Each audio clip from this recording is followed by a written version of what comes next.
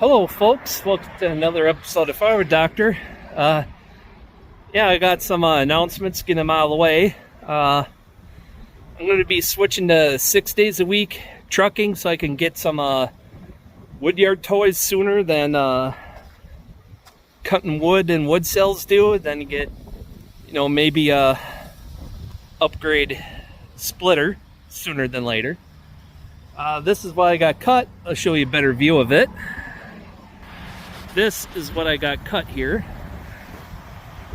Today I had someone helping me chuck wood, so we got at least 2 cord done, probably pushing 3. And get a closer look at this pile. So basically that pile went from end of that log curving way up. So we got probably close to 3 cord done. Had to, with all the saws I broke today. I might have hurt the clutch by being too aggressive on the saw chain on the Neotech NH843. But it's still cutting, so I don't know how bad it's hurt. Maybe the springs are weak. I'm going to have someone that knows what they're doing check it out. I cannot run the Neotech NCS 5800 because I forgot the battery for my Dremel tool. And then this saw, you're probably wondering, why is the bar off? Well, let me get the bar here and I can show you.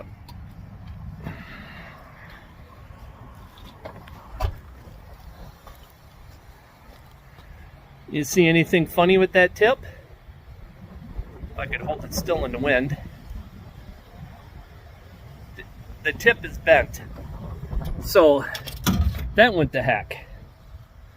Oh, I ran the 572 XP to start with, actually. I started with that saw. I quickly ruined the chain. After the first tank, I fueled it. I was like, oh, the chain got loose, so I tightened it up. Bam! It chattered, and I'm like, you lip readers know what I just said. That $41 20-inch carbide chain is now screwed. I mean, screwed. Carbide missing on several teeth. One top plate busted off. So was it worth it to run that carbide chain in this stuff? No. Not when you toss out $41 out the window. So not a good idea. Especially when you don't know where the wood came from. So this came from who knows what woods, and it was probably from a tree stand and stuff. Because that's the kind of metal that was in there. It was a big chunk. It's buried somewhere in that pile there now. But yeah, it was a big old chunk of metal. Hit a dead center, probably a nail or a spike or something. Hit a dead center, cut right through it. Yeah, the carbide cut through it, but that chain is screwed. The chain popped off the Neotech NS 872, and then I noticed the tip was bent. I'm like, God, dang it. Now I'm waiting for the next saw to explode. I mean, literally explode. Like, kaboom, explode. Like it had a little bit of C4 or something in there, It, the clutch started squealing, so I gotta check those springs and stuff. Maybe I can, because it would, in a small cut, when the chain would grab, it would squeal. So I don't know, something's not right. The springs could be bad, or something could have, it could be a defective springs there. The clutch usually those are good. It's the springs that are cheap and weak. So we'll see what that's going to take. And then I fueled up the G372 XP. It started leaking fuel. With a full tank. So something with the fuel lines or the tank is cracked. I'm like, God, dang it. you know. I just didn't have any luck today. But on the upside, the best running saw of the day was the Neotech NH843. I leaned it out a little bit, and man, does that little thing run. I wish that thing was a full 50cc saw and it could run a 20-inch bar. That thing will cut. You know, I didn't really max it out. It's still 4-strokey just a little bit.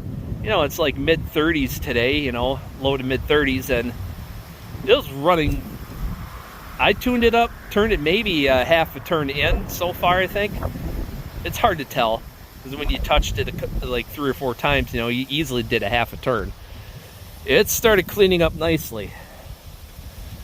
So, yeah, I figured, well, next week, I'm going to be trucking for 3 days, and I'm hoping, with help, I have a 4-day weekend, is to get this all cut, this whole load, because I got carpenter bees in some of these logs here. This is a sure sign of carpenter bees. These holes like that. See holes like that? Either that's ants or carpenter bees. How do I know they're carpenter bees? I saw bees going in and out of there. Just a few. But, you know, so I'm hoping to get most of this cut this next week. My helper today really was a godsend for helping me get stuff done, because while I cut, he chucked the wood out of the way, which is why I got so much done today. And what we're doing is doing a labor exchange for firewood. So first thing I'm doing is I'm gonna split a load into my truck to go deliver that, to pay him even up, so get that done, maybe get the roadside stand stocked, or I'm just gonna cut. But I think what I'm really gonna do is just get this cut, get his wood split, the one load split, and we're looking at, we agreed on it, 4 hours in the wood yard is a face cord, so he's happy with that. That's $25 an hour under the table, you know. It's costing me, you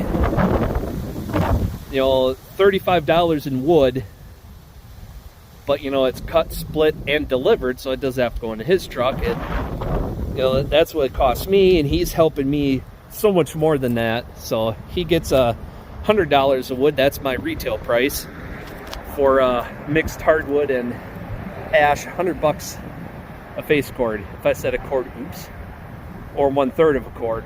So by the time we get done, I'm gonna be giving away probably a couple of cords here.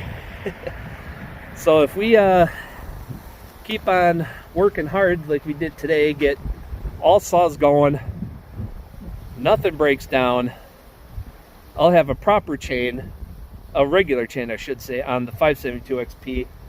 We're just gonna hog through this as much as possible. So, well, we'll see in the next video if I got the saws all up and running. So until next time, folks, take care, get out there, do something, have fun doing it.